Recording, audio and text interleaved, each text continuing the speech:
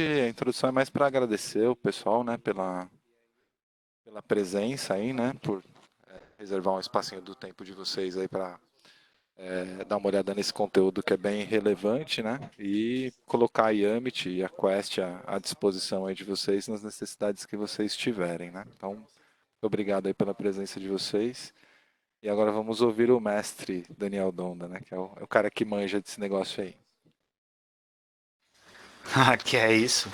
Valeu, Hélio. Eu que agradeço por você fazer isso aí acontecer, né? Que é importante. E a gente está todo mundo hoje aprendendo cada dia mais sobre a lei geral. Tem muita coisa que acontece, mas eu vou tentar fazer uma abordagem de um jeito como um Trust Advisor, passar a ideia do que é a lei, de como que a gente pode se preparar, e aí a gente tem ferramentas que podem ajudar, vocês têm serviços e ferramentas, a gente trabalha aí como parceiro, como você já colocou, né? Então, a gente pode ajudar de mil maneiras aí a ficar em compliance, mas não é só isso, não, é todo um conceito. Então, vai ser bem legal poder compartilhar um pouquinho sobre, sobre tudo isso que a gente está vivendo hoje no nosso mercado. E é importante aqui, né, é um desafio realmente a lei geral, e eu vou colocar aqui algumas questões, né, e eu tentar responder essas questões ao máximo. Algumas questões vai depender de cada um de vocês. Vocês que vão ter que olhar para o seu negócio, né, e entender melhor como que vocês vão poder aplicar os mecanismos de segurança adequados. Legal. É isso aí. Lembrando mais uma vez que vocês podem fazer perguntas aí através do chat. Nós vamos levar aí uns 45 minutos falando desse assunto, mas não é só a lei. Pode deixar que eu vou falar de algumas outras coisas também. Bom, me apresentando, né? Eu vi que tem um pessoal aí que já me conhece de longa data. E bom, me chamo Daniel Donda, para aqueles que não me conhecem, né? Eu sou hoje arquiteto de soluções na Quest para várias soluções, soluções de segurança, de gerenciamento, de migração. Então, um conjunto de informações, né, é bem complexo, bem vasto. Tem aí meu website, na realidade era para estar o website da Quest, quest.com, o recorte e cola sempre funciona, mas esse canal do YouTube é meu. Vale a pena também depois se inscrever para me ajudar aí a crescer o canal. E lá eu falo de diversos assuntos. Eu falo alguns assuntos aí sobre a lei geral, mas eu falo geralmente assuntos hoje voltado aí a cybersecurity. E aí a gente vai falar desse tema hoje, porque tem tudo a ver com cybersecurity, né? O que é e o porquê que eu devo me preocupar com a Lei Geral de Proteção de Dados? Saiu uma pesquisa não faz muito tempo pelo Serasa, e essa pesquisa ela foi feita para pessoas comuns, né, questionando sobre a lei, o que elas conheciam, o que elas sabiam da lei, pouquíssimas estavam aí ao que está acontecendo, e depois para algumas empresas. E o legal é que as empresas, assim, 60% já estavam tratando, né, já estavam pelo menos planejando o processo aí de identificar ativos, valores, possíveis vulnerabilidades, né, as probabilidades que eles poderiam ter aí de ameaças em relação à questão da lei, e isso me deixou contente, né? Essa pesquisa está pública, recomendo que vocês acessem a parte do site do Serasa, lá onde está sobre a Lei Geral de Proteção, porque eles fizeram um resumo maravilhoso, está bem legal. E eu também trato aqui de uma maneira bem resumida, tá? Do que é a lei. A lei geral de proteção de dados, ela não é uma lei complexa, tá? É uma lei até, eu que não sou nenhum especialista em leis, nem nada, eu comecei a ler até que foi tranquilo de entender, são 10 capítulos, tá? É um documento que altera o marco civil da internet, é ótimo para o nosso momento atual, né? Essa lei geral, ela é super importante porque ela nos traz segurança para nós como indivíduo, na questão da privacidade dos nossos dados, né? E ela foi aprovada agora em 2018, só que teve uma medida provisória, e no fim, olha, isso é incrível, né? No dia 27 de dezembro de 2018, estavam trabalhando lá, e eles adotaram aí, aprovaram uma medida provisória que alterou a lei. E eles alterando a lei, só um minutinho aqui, e eles alterando a lei, eles conseguiram aí mudar o que a gente chama de vacatio legis, né? Significa que essa lei ela vai ter um outro prazo para ser ah, para entrar em vigor.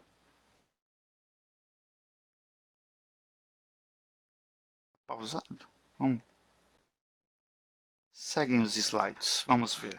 Isso aí. Bom, o que essa lei faz? Ela vai cobrar das empresas pontos de segurança no que diz respeito aos dados pessoais, que eu já vou entrar nesse detalhe, né? Segurança, transparência, confidência dos dados, a privacidade e a proteção das informações, das nossas informações, né? Então vai ter alguns limites de como que as empresas vão coletar, armazenar e tratar esses dados. Se devido a esse último, essa última medida provisória, ela vai ter aí, as empresas têm até agosto de 2020 para se adaptar, que é quando entra realmente em vigor todos os pontos da lei. A lei já está em vigor, mas não para todos os pontos, alguns foram alterados. E isso é interessante, porque já tem aí um movimento aí de um deputado que parece que já não deu certo, querendo alterar isso por mais 2 anos. E não deu certo, pelo que eu já vi. E eu tenho uma teoria que, ao longo da apresentação, vocês verão, saiu faz 3 dias atrás uma reportagem. Eu acho que é por isso que as empresas não, eu acho que é por isso que o governo está de olho para manter essa lei. Bom, legal. A quem que se aplica, né? Vamos entender exatamente a lei. E aqui eu fiz questão de pegar trechos da lei para vocês verem que não é tão complicado, né? Eu não vou ficar lendo aqui a lei inteira, ela tem 10 capítulos lá, cheio de pontos e termos meio complicados, mas ela se aplica a qualquer operação de tratamento de dados, que eu vou falar o que é exatamente essa operação, e ela se aplica a todas as empresas de qualquer tamanho, independente do meio. Quando a gente fala independente do meio, né, do país, da sede, a gente está pensando em tudo que está relacionado ao tratamento de dados, até no modo computacional. Então vale até para quem está pegando dados em papel. Você vai lá no shopping, coloca seu nome, telefone, seu e-mail, para você ter um sorteio, coletar os seus dados. Essa empresa, não importa o tamanho, tá? Ela está sob os olhos dessa lei. É muito importante a gente se atentar a isso. Ok.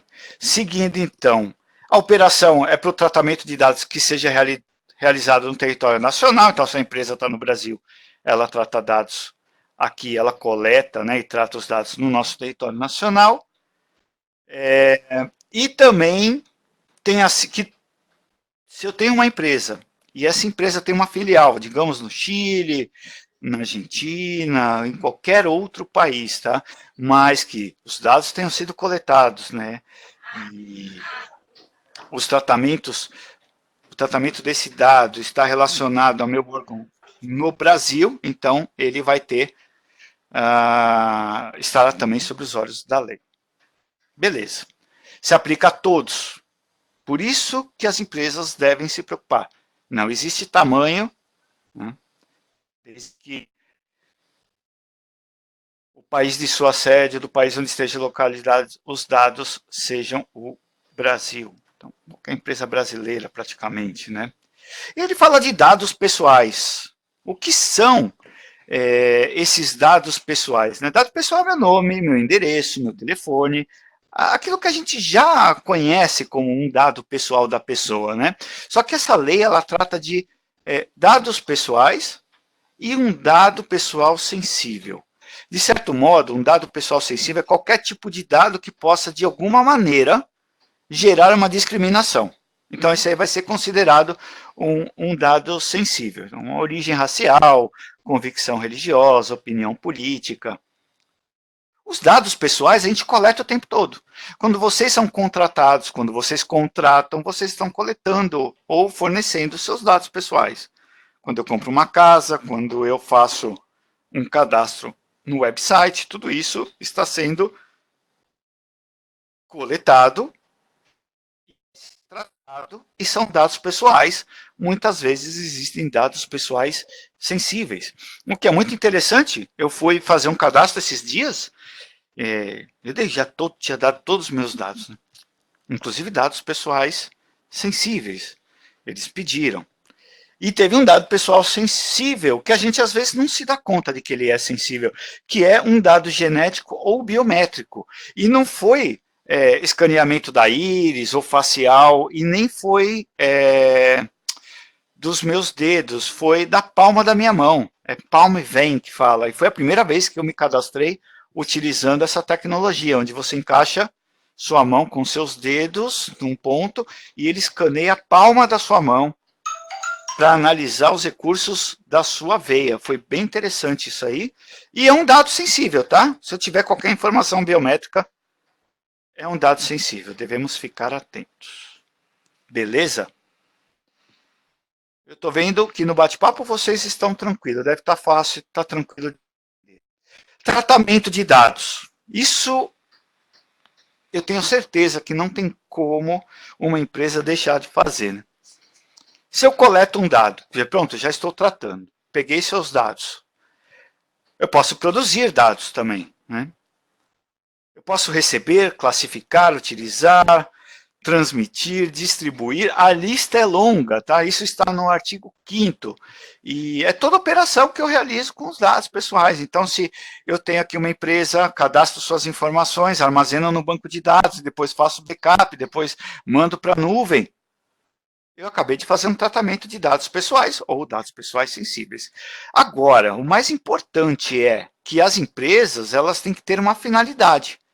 Por que elas estão coletando o meu dado? Por que querem saber as minhas informações? Então, o artigo 7º trata que os dados pessoais só podem ser realizados em algumas hipóteses. Tá? São várias hipóteses aqui, está um resumo, né?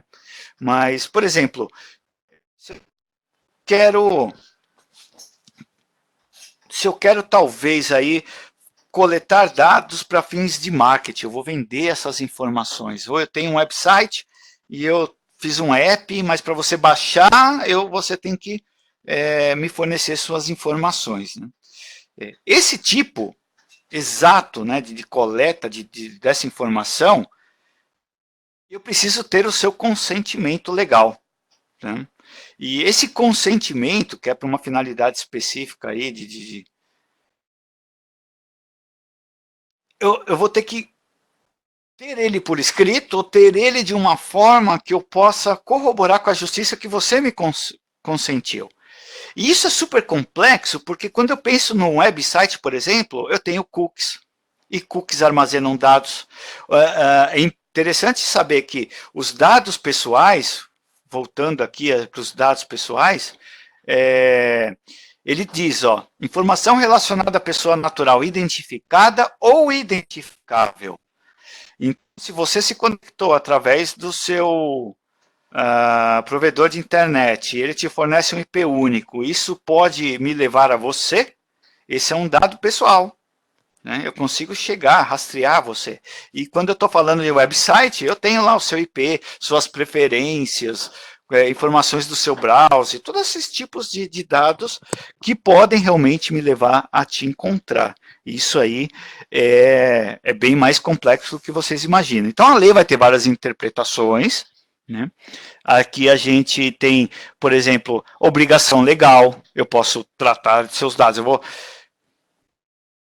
colocar você na justiça por algum ponto, ou alguma coisa legal, estou contratando funcionários, ou é administração pública, para estudo de pesquisa, contratos, tudo isso eu posso coletar dados, né? E cada um vai ter, cada um dessas hipóteses tem lá o seu nível não digo restrição, mas tem seu grau de controle, né, e requisitos específicos. Por livre interesse, se eu quero simplesmente pegar seus dados, né, essa finalidade ela é super específica, então teremos mais obrigações. Até agora tranquilo? Todo mundo sem nenhuma pergunta aí no chat? Ou está travado e eu estou falando sozinho? Eu já fiz um webinar que eu falei 40 minutos, ninguém falou nada e ele estava travado. Eu espero que não seja o caso. Quem puder... se estão aí ainda no chat é porque tá bom. Tá tranquilo até agora. Quem pode repetir a partir do segundo slide, por favor? Tá brincando. Meu Deus, eu já nem lembro qual era. A lei geral, ela tem uma coisa que é importante, né? Ela vai trazer o que nós chamamos aí accountability, né? Que é saber ter responsabilidades, ter pessoas responsáveis. E aqui estão os envolvidos em todo esse processo. Que tem o controlador, vocês devem estar ouvindo que estão instalando um sistema operacional aqui próximo, né? Um barulhinho bem legal. Espero que não esteja atrapalhando vocês. Os envolvidos são o controlador, o operador e o encarregado. Isso aqui gera uma dúvida muito grande, o pessoal fica muito louco com isso, porque vou pensar numa empresa super pequena. Uma empresa onde eu tenho aqui 10 funcionários apenas e não contrato nada de terceiro. O controlador é o cara que vai decidir como que eu vou tratar os dados. Então, ele, por exemplo, vai falar, olha, faça backup dos dados nesse DVD. Porque esse DVD cabe bastante, é o suficiente para a gente fazer backup. E o operador é o cara que vai lá no programa de backup, configura ele, coloca um DVD e faz backup no DVD. Fica fácil de entender. Agora, vamos pensar numa empresa super grande. Né? O controlador, o business manager do negócio, ele vai tomar várias decisões relacionadas a dados, ao gerenciamento, né, dos dados pessoais. E o que a gente tem que levar em consideração? Por exemplo, o controlador, que pode ser até mesmo uma empresa, decide, por meio lá de alguma política, fala, olha, nós vamos armazenar os dados desse nosso website para a promoção da Black Friday, agora no Azure. E lá no Azure nós vamos utilizar todo o processo lá que tem dentro do SQL XYZ. Ok. Então, a empresa, nesse caso, se define como controladora, tá? E o operador, quem vai tratar os dados é o Azure, que é a cloud Microsoft, uma cloud pública. Então a gente tem vários, né? Tem Azure, AWS, tem Google, tem várias outras, tem Alibaba, então a gente vai escolher. Como que eu sei se essas empresas estão prontas e em compliance para a lei? Elas já estão, certamente, elas já se prepararam para a GDPR, que já é muito similar e até mais restritiva do que a nossa lei. A questão é apenas, às vezes, a gente entender a replicação dos dados, porque a gente tem algumas limitações em data centers no Brasil. Mas até então, tudo bem, é ela que vai ser a responsável depois, né? A gente está fazendo aí uma transferência aí de responsabilidade, já vamos entender. Mas o controlador que competiu a decisão referente aos tratamentos de dados. E se a ele compete a decisão, a ele recai algumas cargas, né? Igual o tio Ben falou, né? Com grandes poderes, né? Grandes responsabilidades. Cai aí para o controlador. E o agente de tratamento, né, essas duas pessoas são os agentes de tratamento, o controlador e o operador. Vai ter uma pessoa responsável por atuar entre o canal de comunicação entre eu, que sou titular, o controlador, da empresa, no caso, ou a pessoa responsável, e a Agência Nacional de Proteção de Dados.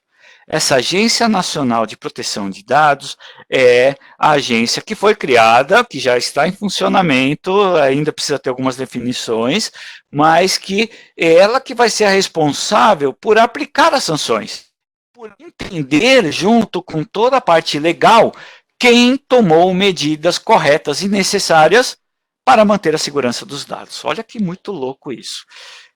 Como que funcionam essas sanções?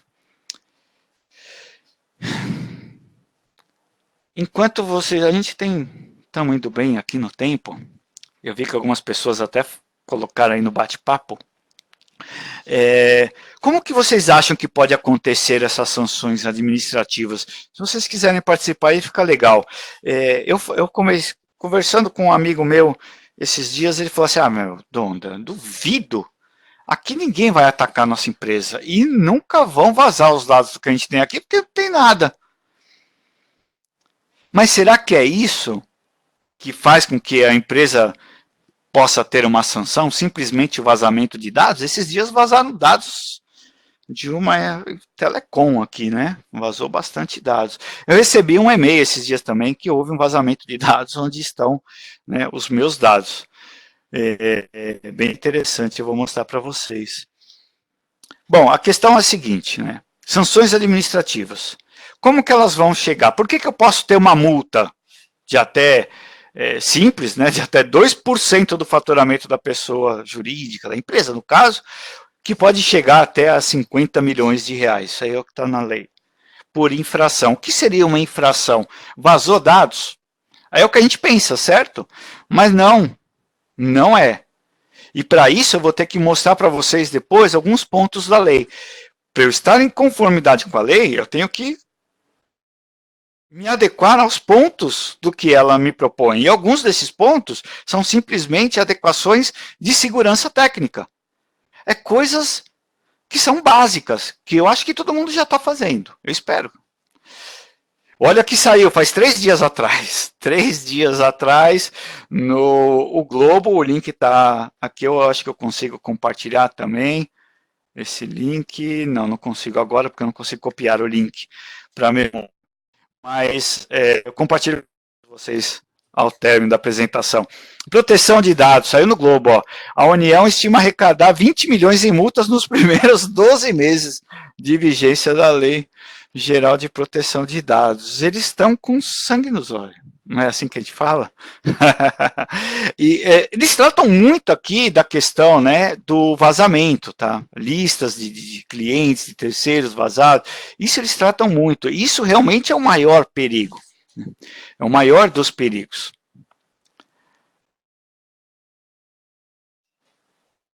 Seguindo aqui, vamos fazer um resumão. Esse aí assusta, né? Eu já fiquei assustado quando eu vi isso aí. Em resumo, né?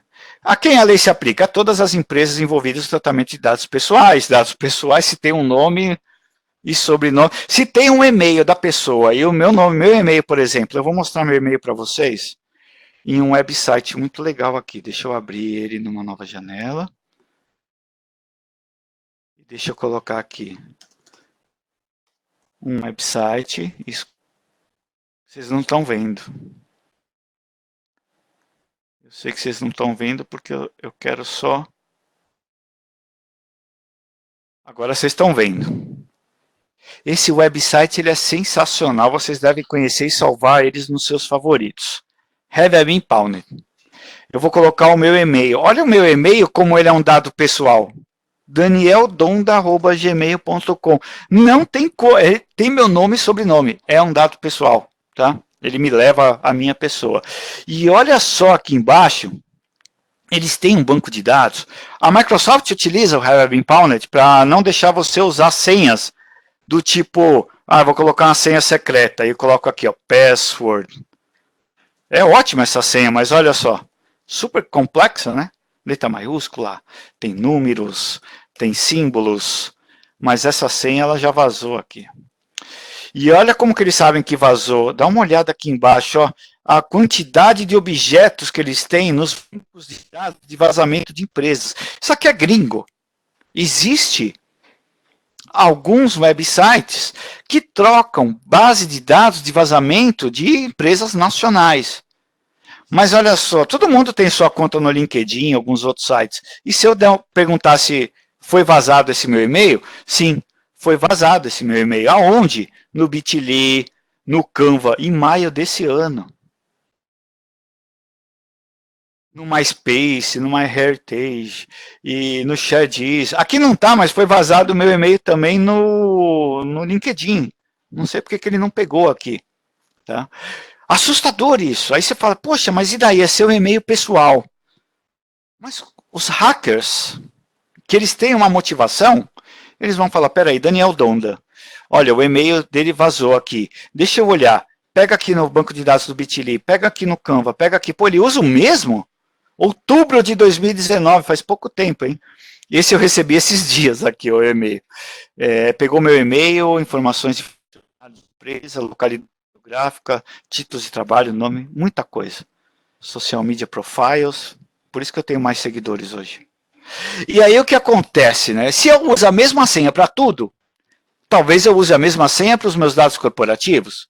E às vezes o cara vai me usar como uma isca, vai me usar como a pessoa de porta de entrada para atacar a empresa. Olha, ele trabalha na Quest, eu quero atacar a Quest.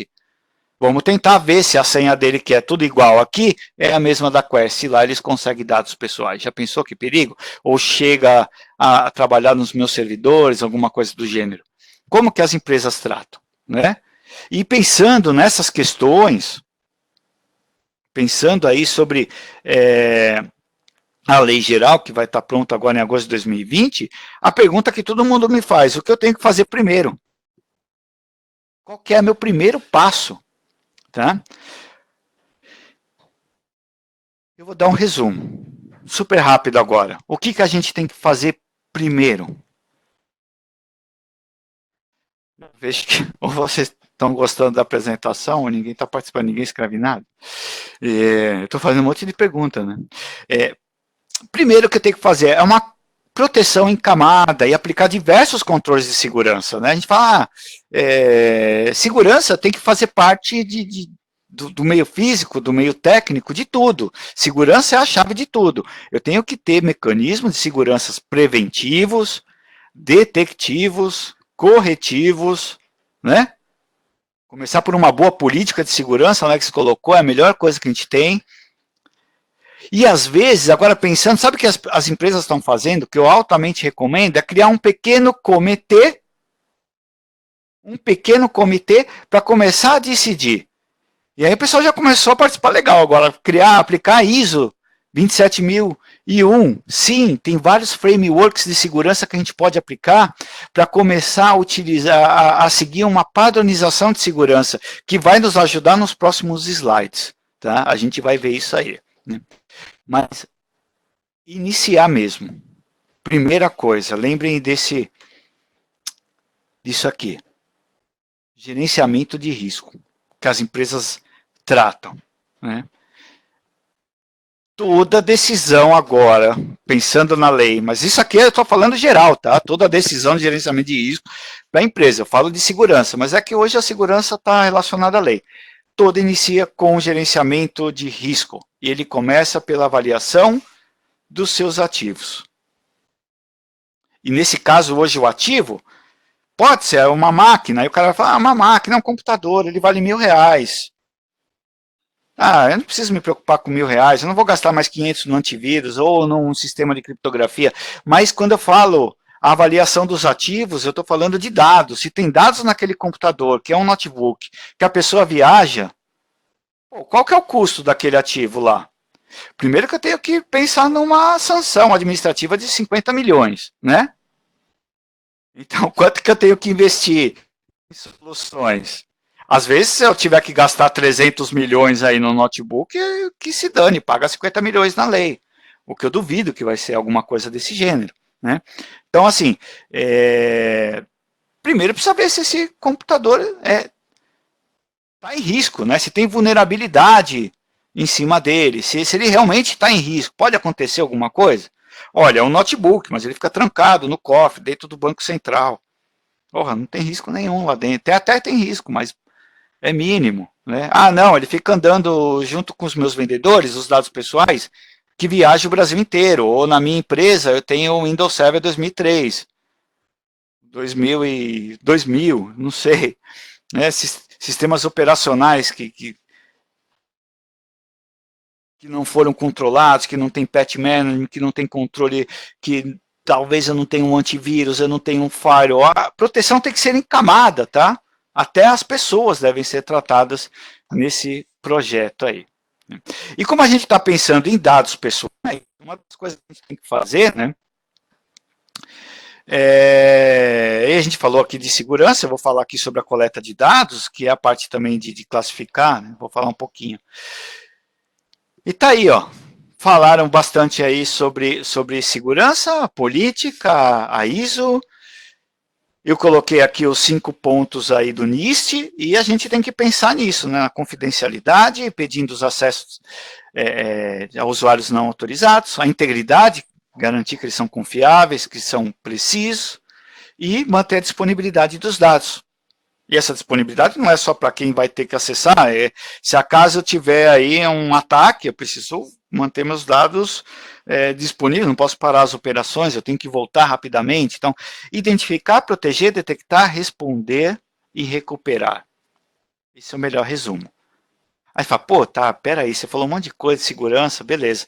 Volta a falar de dados pessoais, porque eu estou pensando na lei. Então, vocês têm que responder algumas perguntas. Né? Hoje, aonde estão os dados pessoais na sua empresa? Primeiro passo que você tem que saber responder. Segundo passo, vocês precisam realmente desses dados? Porque, assim, algumas vezes eu tenho dados pessoais, eu não preciso deles. Fizeram uma pesquisa de marketing para saber quem fuma na região do Brooklyn. Mas para isso, nessa pesquisa, perguntaram nome, endereço, idade, telefone, um monte de coisa para guardar isso.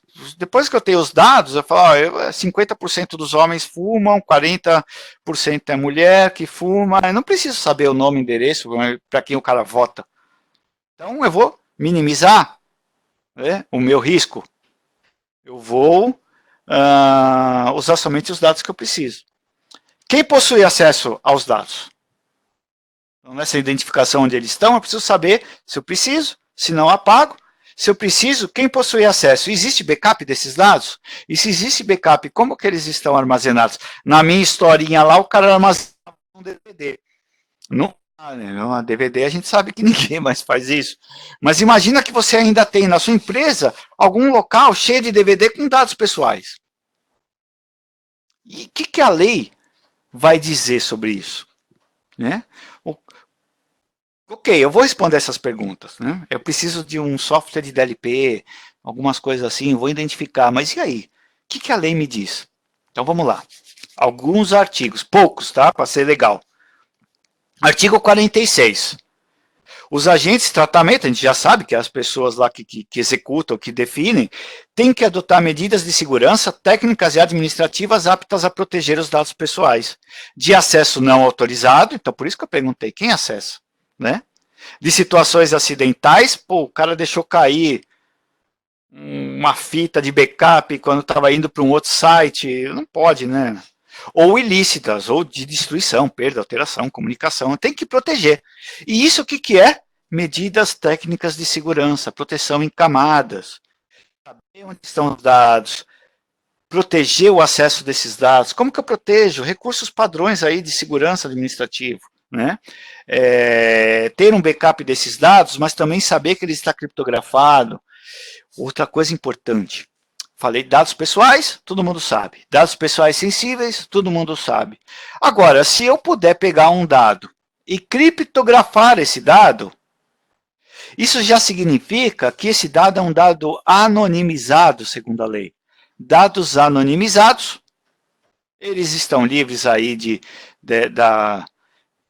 da questão da lei, eles estão protegidos, eles não são dados pessoais, você não consegue saber. É criptografia, em resumo. Artigo 37. O controle operador tem que manter registro das operações de tratamento de dados pessoais. Isso já é uma coisa que nativamente, né, fica mais difícil. Eu aplicar, que nem no artigo anterior, colocar um firewall, né, colocar um sistema de acesso, de controle de acesso, definir uma política de segurança e executar de maneira bem executada, é fácil. Agora, isso aqui, eu preciso de software. Como que eu sei, por exemplo, quem que acessou os dados pessoais nos últimos 3 meses, ou no último ano? Preciso manter essas informações, mas é importante. É o tipo de registro. Eu tenho lá um file server que tem dados pessoais, tem uma grande quantidade de, sei lá, do recursos humanos, e eles guardam currículo.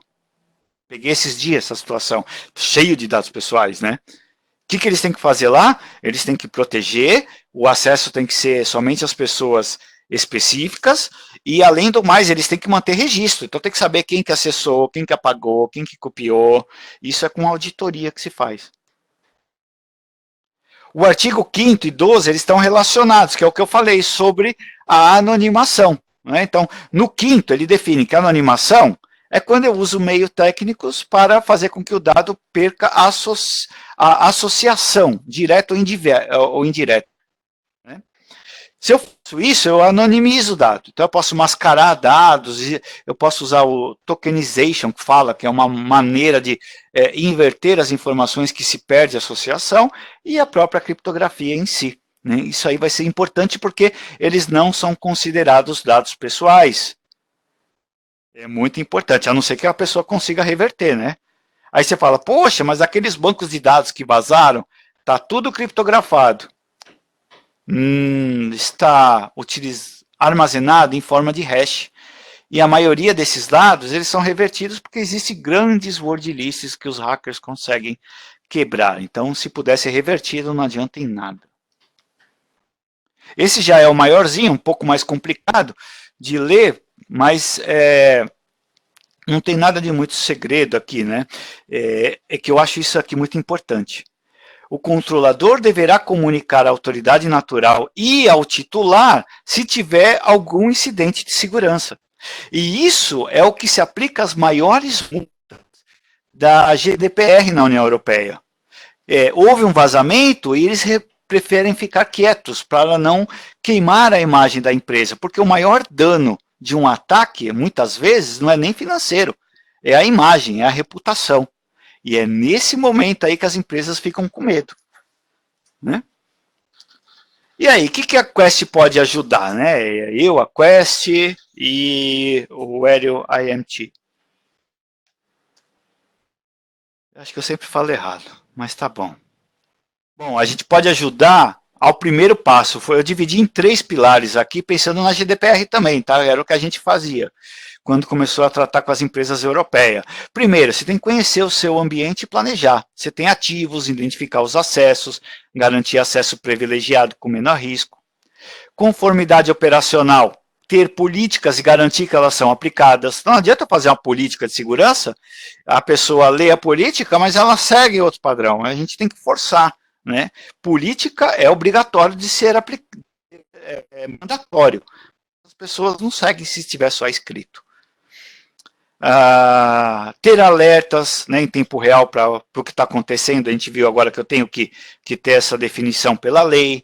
Investigar para ver se realmente está acontecendo algum certo tipo de ataque, porque imagina no Brasil essas coisas acontecendo. Alguém manda uma mensagem e fala, olha, eu tenho seus dados pessoais, eu vou publicar aqui na internet, você vai pagar uma multa, a não ser que você me deposite tanto na minha conta. Aí você fica com medo e fala, putz, lascou, né? Vou pagar 50 milhões ou eu pago 200 mil para esse hacker? Mas peraí, como que eu sei se realmente houve um ataque? Essa é a maior dificuldade das empresas que eu vejo hoje, né? Eles não têm controle administrativo para saber se realmente eles estão sob ataque, ou se houve um ataque, ou se houve um vazamento. Tem que ter mecanismos para isso, né? E depois manter a governança do meu sistema, né? Conformidade, minimizar a superfície de ataque, sempre.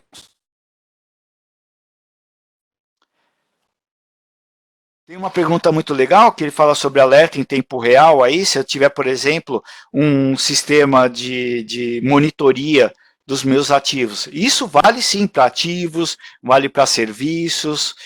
Monitoria, a gente tem que ter aí um sistema de monitoria completa.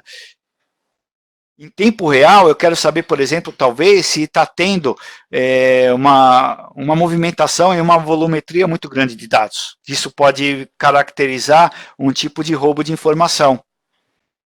Alguém pode estar roubando dados naquele momento, né? Ou, por exemplo, um alerta em tempo real de usuários não autorizados acessando certos servidores. Ou até a identificação para levantar um risco, não um bloqueio, mas um risco. Espera aí, o Hélio todo dia, das 8 horas da manhã, loga nessa máquina e acessa o servidor X. Hoje ele fez diferente. Por quê? Me manda um alerta que eu quero investigar, ver se está tudo ok. E aqui eu vou colocar, não precisa lembrar, tá, dessas ferramentas aí. Eu coloquei algumas dessas ferramentas. Vou falar rapidamente delas. Então, quando eu falo em conhecer e planejar, eu tenho que ter uma visão da minha empresa. Onde estão os dados? Né? Quais são os ativos que eu tenho? Quem que tem acesso ao o quê? Né? Conformidade operacional, eu estou pensando muito na parte de auditoria. Auditoria que é, poxa, quem são os administradores e como que eles administram? Quem acessa os recursos e como que está acessando? Quem que apagou um arquivo? Quem que apagou um banco de dados? Quem modificou onde estão os dados sensíveis? E depois na redução de riscos com agilidade, que é eu ter, por exemplo, aplicações de políticas forçadas através de soluções, até mesmo controle, por exemplo, do uso de senhas. Né? Então, vamos passar rapidamente para algumas delas. Eu vou pular essas partes, eu vou para a imagem aqui, que eu gosto dessas imagens, elas ajudam. Enterprise Reporter, um nome já diz tudo, né? Ele traz relatório. Relatório de tudo que eu tenho no AD, no Azure, em arquivos, no SQL. Ele permite eu ter uma visibilidade de configuração e também de segurança. Então, olha só que legal, eu tenho lá um banco de dados, eu quero saber quem é que acessa esse banco de dados. Eu posso ter 300 bancos de dados em 1000 servidores. Eu preciso ter esse controle, e lembra da lei que eu preciso provar que eu tenho mecanismos, eu tenho que ter relatório. Então, eu posso tirar um relatório de quem acessa, mas antes eu não vou tirar um relatório se tem pessoas indevidas realizando, né? Então, eu vou remediar com o Security Explorer. Opa, sem querer eu passei muito rápido. Essa ferramenta, ela se integra uma com a outra. O Security Explorer tira um relatório para mim de quem tem acesso também. Tá? E é ela que permite eu controlar. Então, eu tenho o Windows Server. Preciso saber quem tem permissões lá nos servidores, nas pastas. Isso vale para SQL, para Exchange e para SharePoint. Tá? Tem mais ferramentas, tá, gente? Eu estou falando de algumas aqui. Existe uma ferramenta de SharePoint aqui que identifica onde o cara colocou um CPF, um RG, onde tem um nome e sobrenome, e já fala, olha, existem dados sensíveis lá. É uma ferramenta de DLP, mas é só voltada para SharePoint, essa que eu estou falando, mas existem outras, tá? Pois a gente precisa investigar e monitorar, responder perguntas do tipo, olha, quem que fez a ação? Qual o objeto que foi alterado? Quando que alterou? Aonde estava esse objeto, né? Onde foi feito, não é onde foi a feira. Eu devia estar com fome nesse dia. Por que que foi alterado? Eu posso colocar informações, né? Essa é a ferramenta de auditoria que eu indico, já respondendo as perguntas, né? E de qual workstation que partiu? Eu gosto dessa ferramenta porque ela é distribuída, tá? E ela permite eu ter auditoria em tempo real e ainda eu consigo ter uma visão de todo o meu ambiente num único console. Essa é a melhor solução. Então, eu tenho, por exemplo, SharePoint, eu tenho Office 365, eu tenho AD, eu tenho um ambiente híbrido super complexo. Eu preciso ter ferramentas, né, que me conectem tudo e me simplifica, porque agora a gente vai ter que ter muita coisa. Quanto mais simples, melhor. Eu gosto de simplicidade e eficácia. Isso aqui é a melhor solução para a gente hoje no momento, tá? Essa ferramenta, ela pode se integrar hoje, que acho que é a tendência mundial, com a inteligência artificial. E a inteligência artificial é o que vai fazer aquilo, por exemplo, que eu falei do Hélio. O Hélio chegou hoje de madrugada e logou numa estação de outra pessoa e acessou um servidor Linux. O Hélio só usa Windows. Por que ele está mexendo no Linux? Por quê? Porque essa ferramenta ela pode analisar os logs, né, e definir, com base no comportamento do usuário, o que pode ou não ser um risco. Isso é maravilhoso, eu adoro essa tecnologia. Tá? Ela está se tornando uma tendência mundial, né, hoje. Mas o primeiro passo é a gente ter auditoria. Auditoria. Só que às vezes a gente tem auditoria em tudo quanto é lugar, né? Eu falei de uma ferramenta de auditoria que serve para Windows, o SharePoint, o Exchange, mas você deve ter aí um firewall, você pode ter um Unix, você pode ter um Oracle gerando log. E aí, o que você faz? Você precisa Você precisa ter um controle de tudo que você tem dentro da empresa. Você não pode estar distribuído, porque se amanhã ou depois você precisa ter conformidade, provar conformidade, você tem que ser muito rápido. Essa ferramenta, vocês não precisam lembrar da ferramenta, tá, gente? Já falei para vocês. É só imaginar aí que a gente tem uma solução para uma necessidade. E qual que é a necessidade aqui? Ah, putz, Donda, eu tenho 1000 coisas na rede que gera log. Como que eu vou pegar esses logs e vou ficar olhando no Linux? Eu tenho que contratar um cara do Linux, um cara de syslog, um cara de Tpan. Não rola. Né? A gente tem, então, essa solução que ele tem vários componentes de monitoramento e análise de logs. E ele agrega todos num ponto central e permite aí eu ter um controle, uma visão, um ponto único de todos os logs. Inclusive aquele lá do Change Auditor que eu mostrei, que é a ferramenta de auditoria. Eu junto tudo num local só. E a parte mais linda que eu vejo desse software, que é a que eu mais gosto, ele tem resposta para ações. Então, por exemplo, um ataque muito comum, eu falo de ataques porque eu gosto muito dessa área, se chama Password Spray. Password Spray é o seguinte, em vez de eu ficar tentando descobrir qual que é a senha do Alex, né, ou do Gustavo, eu pego aquela senha básica que eu sei que todo mundo um dia já usou, e eu vou tentar ver se em todas as pessoas eu vou testar aquela senha uma vez. Isso não vai gerar alerta. Por quê? O Alex tentou uma senha, errou uma vez só, nem bloqueia. O Gustavo tentou uma vez só, nem bloqueia. Isso aí não vai bloquear. Mas essa ferramenta detecta. Ela consegue identificar, porque ela agrega log, e ela pode fazer o quê? Ter uma ação, uma resposta.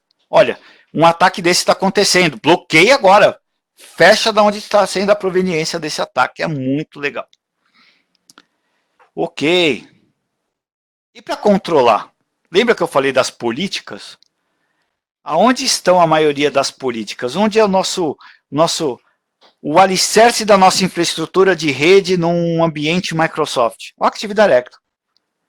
Agora, imagina uma ferramenta que você pode se conectar ao Active Directory e ao Active Directory no Azure e você ter total gerenciamento, aplicações de segurança, forçar uma padronização para gerenciamento de identidade, com fluxos de trabalho e workflow. Imagina, o RH contrata uma pessoa nova, chegou uma pessoa nova para trabalhar, dados pessoais são cadastrados, aonde? No AD, né? Chegou lá para o RH. O RH o que faz? Cadastra todo ele. Aí vai para um software, aí vai para o cara de TI, aí ele cadastra de novo. Então tem muito distribuído. Vamos criar aí um sistema único, o RH acabou de criar o usuário, dá um ok, vai para o gerente de TI que olha e fala, poxa, é um novo funcionário, ele confirma que está tudo ok, recebe a informação no seu celular e aprova. Quando ele aprova, é criado esse objeto no AD, já é criado para ele toda a extensibilidade, ou seja, contas de e-mail, aplicações, acessos, tudo para esse usuário. Por quê? Porque o ciclo de vida desse objeto também faz parte do ciclo de vida de dados pessoais. E está relacionado também com segurança. Amanhã ou depois eu preciso desligar esse funcionário, tem que ter todo um processo de desligamento. E esse processo de desligamento vai ser automático aqui. Tá? Do mesmo jeito que ele foi para o provisionamento. Falou em política, falou em GPO. GPO é super fácil. As pessoas criam GPO, você começa a danificar a performance do sistema, o sistema fica muito louco. E a maioria das empresas que eu vou, que elas vão migrar, por exemplo, elas falam, Donda, eu já não sei mais que GPO que tem aqui, o que faz, o que não faz, já está tudo perdido. Já é tanta segurança que as pessoas se perdem. Então, existe uma ferramenta só para comparar a versão, agendar, aprovar, fazer rollback e proteger as configurações de GPO. E a senha, hein? Lembra que eu coloquei Vocês colocaram o endereço de vocês lá naquele site lá para ver se já foi vazado aí? De alguém foi vazado? Foi vazado? Colocou sim. Foi muito. Por isso que é bom a gente mudar a senha, né? Não ficar sempre com a mesma senha aí. Mas, e dentro da empresa? Dentro das corporações, quem que tem a senha dos servidores? Às vezes eu falo assim, olha, eu preciso acessar esse servidor da SQL aqui, aí o cara me abre uma planilha do Excel. Mas a planilha tem senha. Não adianta nada. Essa senha aí, os caras quebram em força bruta em 10 minutos. Ou a senha está escrito num post-it, ou está escrito na lousa, ou é um cara que saiu de lá do basement, lá do porão, todo brancão, e, e ele sabe a senha de tudo. Ou seja, o dia que ele for embora, o que vai ter que fazer? Vai ter que mudar a senha de tudo. Essa ferramenta que vocês estão vendo, ela é sensacional. Ó. Ele é um cofre de senha. Eu sou esse hominho, eu já vou compartilhar de novo o site aí, tá? Esse é o hominho de gravata, eu preciso acessar um servidor, eu abro um software aí no meu computador, e aí esse software vai permitir, né, que eu receba ou não, pode ser negada a senha, tá? Depois que eu uso a senha, ele troca. Ele pode mudar. Então, olha que interessante, eu peço uma senha, é aprovado. O chefe me libera a senha para meia hora. Eu vou usar o servidor da SQL durante meia hora. Acabou, ele mudou a senha. E isso foi auditado. Ah, obrigado aí quem compartilhou, eu não consigo compartilhar. Pode confiar, esse site é seguro, a Microsoft utiliza. E ainda existe para sessões privilegiadas. Eu adoro isso, porque assim, que senha que nada, esquece senha. Esquece senha, múltiplo fator de autenticação, eu preciso ter muitos métodos para acessar um servidor hoje. Né? Que tal eu hoje, por exemplo, quando chegar numa empresa, uma pessoa de terceiro, ou até mesmo os meus funcionários, para o dia que eles forem desligados, não saber a senha, não saber acesso, usar o mesmo software. Eles usam um software e quando eles estão acessando o servidor para fazer uma operação super sensível, vai ser gravado, pode ser monitorado, 2 pessoas estão acompanhando, eu posso salvar essa gravação depois. Como que funciona isso? Ele acessa um software através de um dispositivo, o meu supervisor vai aprovar ou vai negar o meu acesso. Se ele aprova o meu acesso, tem várias políticas. Como é um servidor muito sensível e muito importante, eu talvez queira que seja gravado. E se isso for gravado, toda a sessão de acesso remoto vai ser mantida no meu servidor pelo tempo que for necessário. Isso é sensacional. Ninguém sabe a senha, porque ele simplesmente pediu, ele liberou, eu cliquei no botão e eu acessei o servidor. Não precisa mais de senha. Essa é a ideia, né? Esse é o futuro, tá? Isso é algumas das soluções. Gente, a Quest hoje trabalha com mais de 200 soluções. Então, assim, qual que é o propósito dessa nossa apresentação aqui? É vocês saberem um pouco sobre o que é a lei, saber que existem várias formas que vocês podem se adequar e estar em conformidade. O princípio é fazer agora uma análise de segurança. Então, nós temos aí o time, né, da Yamit, que pode nos ajudar a fazer toda uma análise no seu, um assessment, por exemplo, no seu AD, para fazer uma limpeza no seu AD. Tudo isso usando as nossas ferramentas. Né? E vocês podem também implementar esses mecanismos de segurança. Cria uma lista. Olha, eu preciso fazer, eu tenho esses dados, respondam aquelas perguntas. É mais fácil fazer diferente, né? Achar onde está a pergunta lá que eu fiz para vocês. Cria, responda essas perguntas aqui a princípio, deixa eu ver se eu consigo chegar exatamente nesse post. Onde estão os dados? Eu preciso deles? Quem tem acesso? Existe backup? É o primeiro passo. Né? Você identificou onde estão os dados, aí você tem que fazer um documento, porque você vai ter que provar pela conformidade, né, que você tem as medidas de segurança, que você adotou recursos técnicos, que você tem um relatório dos tratamentos, você tem auditoria, você tem os logs, você guarda, você armazena, você sabe quem acessa, você grava quem acessa, ou você tem uma auditoria, porque a auditoria é número 1. Se alguém pergunta para mim, 2 coisas que eu preciso ter para a lei geral, DLP, saber onde estão os dados e quem tem acesso aos dados. Posso fazer isso na mão? Pode, vai dar um trabalhão. E auditoria, dá para fazer na mão? Dá para fazer na mão, mas você imagina quão complexo vai ser você aplicar auditoria num file server, num SQL, nos seus servidores controladores de domínio, tudo isso e ainda tirar relatório de conformidade? De verdade? Na mão, eu acho isso impossível, tá? Então, essa é a proposta. E indo aqui para o finzinho, eu posso deixar o meu muito obrigado a vocês.